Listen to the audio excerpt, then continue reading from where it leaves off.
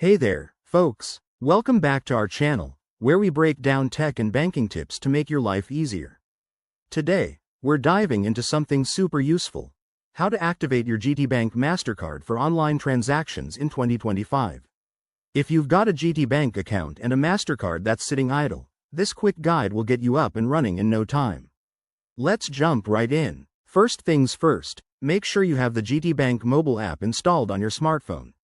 If you don't, head to your App Store, search for GTBank, and download the latest version. It's free and essential for managing your cards securely. Once that's done, open the app and log in with your username and password. Don't forget that two-factor authentication step. It's there to keep your account safe. Now, once you're logged in, navigate to the Cards or My Cards section. You'll see a list of your linked cards, including your MasterCard.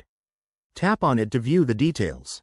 Look for an option that says Settings, Manage Card, or something similar. Banks update these interfaces, so it might vary slightly in 2025, but it should be straightforward.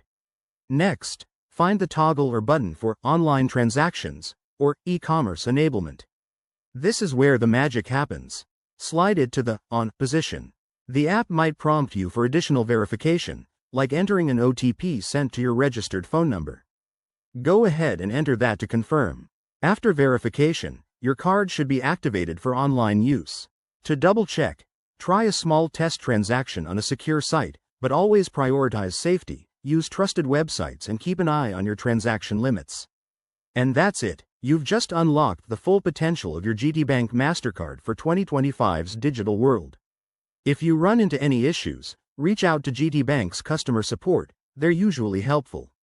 Thanks for watching, and don't forget to like, subscribe, and hit that bell icon for more tips. See you in the next video.